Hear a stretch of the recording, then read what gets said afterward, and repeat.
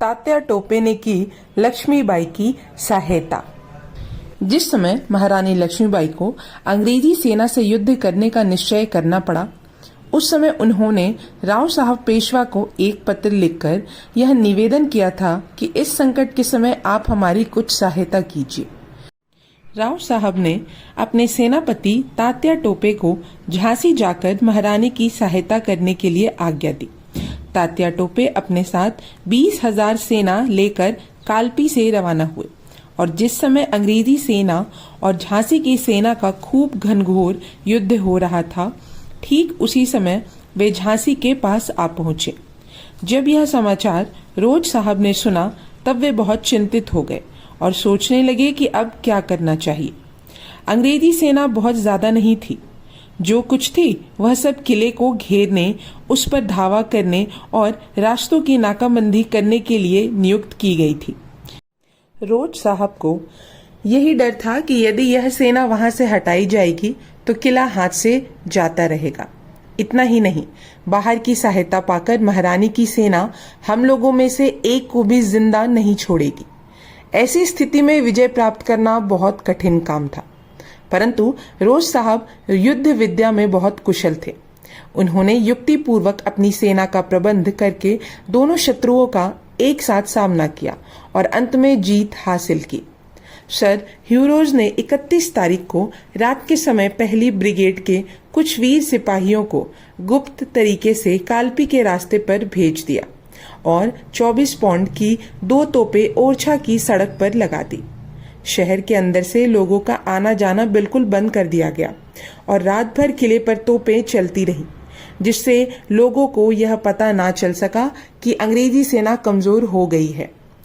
इस प्रकार युक्ति से रोज साहब ने अपने दोनों शत्रुओं की सेना से युद्ध करने की तैयारियां की। तात्या टोपे बाजीराव पेशवा का बहुत पराक्रमी सेवक था। जब बाजीराव के पुत्र नाना साहब पेशवा अंग्रेजों के खिलाफ विद्रोह करने के लिए खड़े हुए, तब तात्या टोपे ने उनकी बहुत सहायता की। वास्तव में तात्या टोपे के पराक्रमों से ही सन 1857 ईस्वी के विद्रोहियों का पक्ष बहुत मजबूत हो गया था। विद्रोह के समय इसके विषय में विलायत के डेली न्यूज समाचार पत्र में लिखा था, तात्या महाराष्ट्र जाति का एक ब्राह्मण है। वह उच्च कुल का पुरुष नहीं है। उसे डाका डालने और लूटमार करने का काम बहुत आता है। वह बहुत बुद्धिमान है, परंतु उसे लिखना पढ़ना नहीं आता है। युद्ध की कला में वह निपुण है। इसी कारण उसके साथी उसका आदर और मान करते हैं। वह बहुत बलवान है। अपनी शूरता और बहादुरी से वह अपने साथियों को हमेशा अपने वश में रखता है। उसकी उम्र 40 वर्ष के करीब है। वह बहुत साहसी और निर्भय पुरुष है। उसका चेहरा शौर्य से युक्त है। उसकी आंखों में खूब तेज भरा हुआ है। वह हमेशा सादे वस्त्र पहनता है। उसके शरीर की रक्षा के लिए 25-30 आदमी हमेशा उसके साथ रहते हैं। वह हमेशा घोड़े पर सवार होता है, परंतु जब कभी उसे थकावट आ जाती है या लड़ाई के मैदान में घायल हो जाता है, तब वह पालकी में बैठकर चलता है।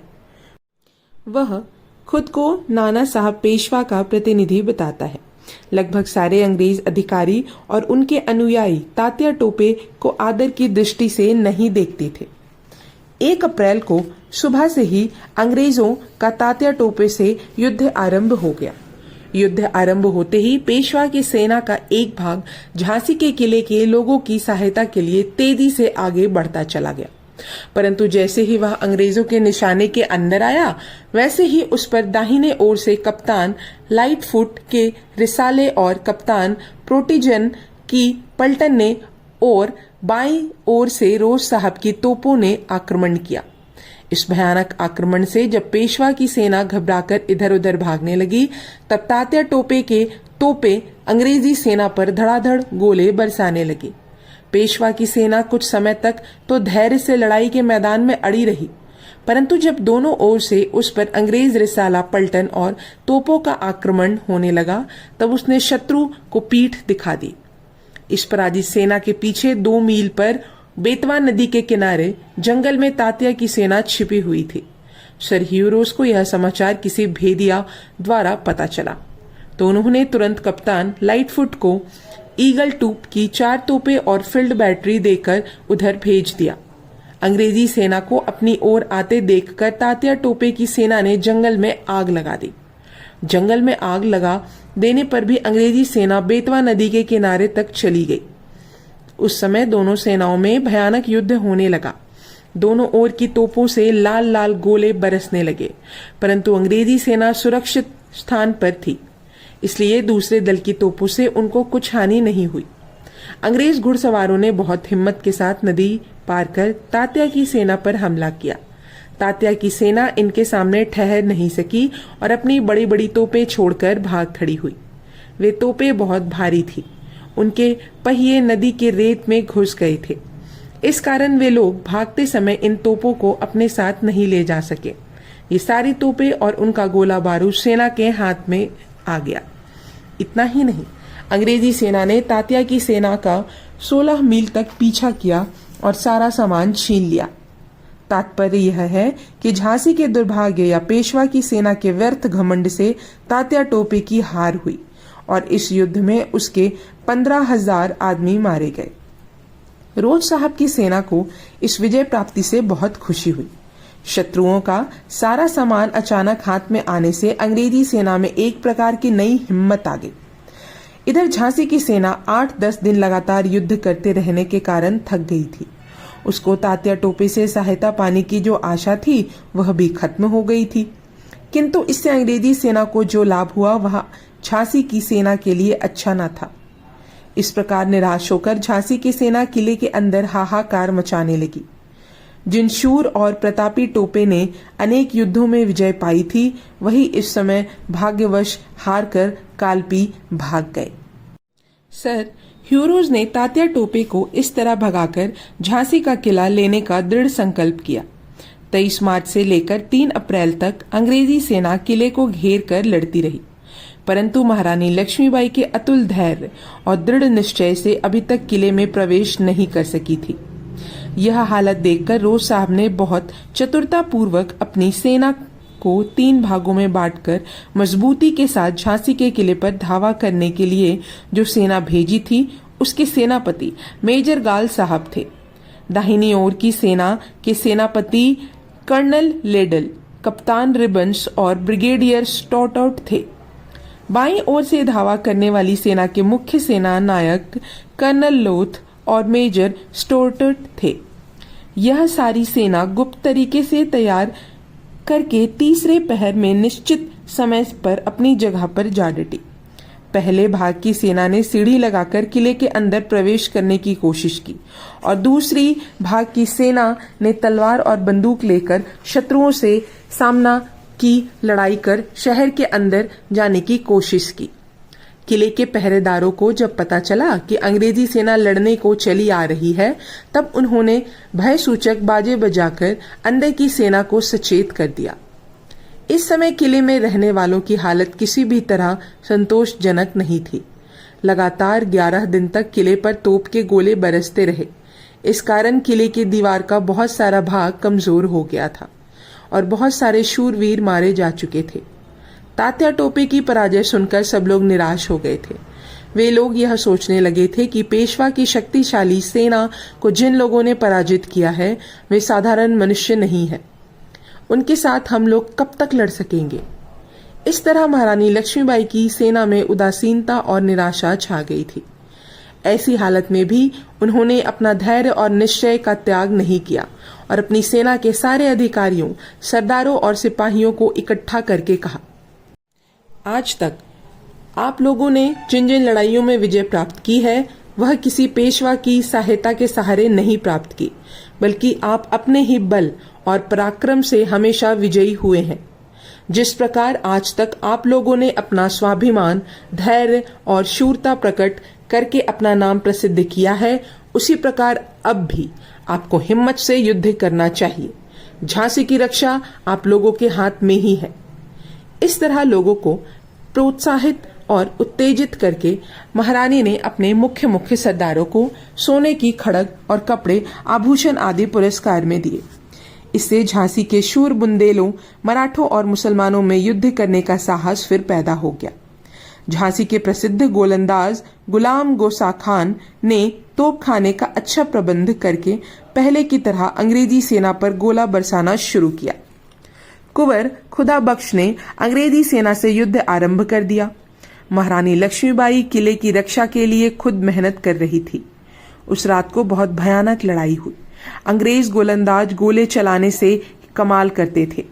उनके गोलों की भयंकर बारिश से किले की दीवार में बड़े बड़े छेद हो गए। राजमहल को भी गोलों से बहुत हानि हुई। महल के अंदर गणपति का एक बहुत ही अच्छा मंदिर था। वहां भादों के महीने में गणेश चतुर्थी के दिन बहुत बड़ा उत्सव होता था। गोलों की बारिश से यह मंदिर चूर चूर हो गया। 4 लोगों की मौत भी हो गई। महल में हाहाकार मच गया। सब लोगों का धैर्य खत्म हो गया और वे बहुत चिंतित हो गए। परंतु लक्ष्मीबाई का धैर्य तब भी अटल बना रहा। वे बहुत सावधानी से किले की रक्षा करती रही। कमर में तलवार बांधकर और हर मोर्चे पर खुद जाकर महारानी लक्ष्मीबाई के इस प्रकार उत्साह दिलाने पर झांसी की सेना में फिर से हिम्मत आ गई और बहुत भयानक युद्ध होने लगा। अंग्रेजी सेना ने झांसी विजय करने के लिए जब शहर के मुख्य दरवाजे पर हमला किया तो शहर की दीवार और किले के बुर्ज से तोप की गोले छूटने लगे। कुछ समय तक अंग्रेजी सेना पर आग की लाल चादर दिखाई देने लगी। बंदूकों की गोलियों की बरसात से अंग्रेजी सेना घबराने लगी। लेफ्टिनेंट मिकली जॉन, लेफ्टिनेंट बेनिंस और लेफ्टिनेंट बॉक्स आदि अंग्रेज वीरों ने अपने जीवन की आशा छोड़कर बहुत साहस के साथ शहर की दीवार पर सीढ़ी लगाकर चढ़ने की कोशिश की, परंतु अंदर के वीर योद्धाओं के सामने उनमें से एक भी ठहर ना सका। अंदर की सेना ने झांसी शहर की दीवार और मुख्य दरवाजे की रक्षा अच्छी तरह की। इतने में लेफ्टिनेंट डिक और लेफ्टिनेंट मिकली जॉन बहुत होशियारी से संकटों का सामना करते हुए सीढ़ी लगाकर दीवार पर चढ़ गए और अपनी सेना को बुलाने लगे, परंतु झांसी की सेना ने उनको तुरंत ही मार डाला। यही हाल लेफ्टिनेंट बोन्स और लेफ्टिनेंट फॉक्स का हुआ। तात्पर्य यह है कि अंग्रेजी सेना ने शहर की दीवार पर चढ़ने की कोशिश तो की, परंतु झांसी की सेना ने उनका यह उद्देश्य सफल नहीं होने दिया।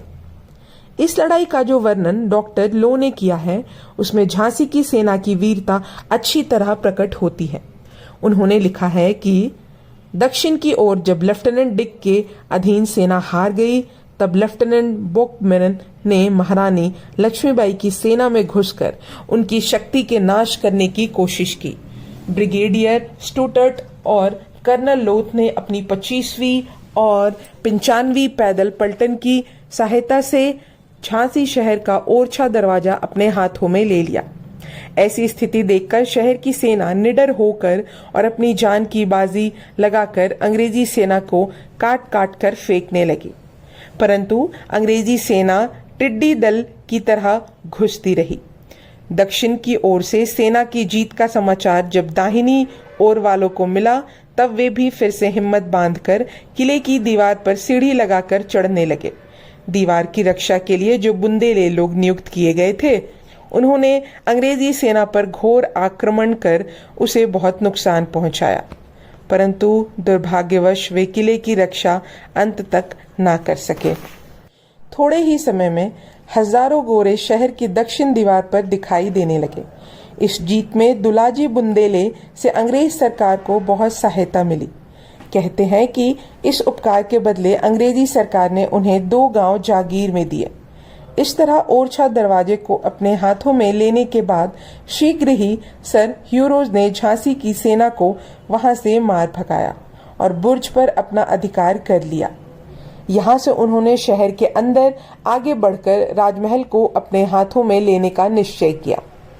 महारानी लक्ष्मीबाई किले के सारे मोर्चे पर खुद जाकर अपनी सेना को उत्साह दिला रही थी और बहुत सावधानी से लड़ रही थी।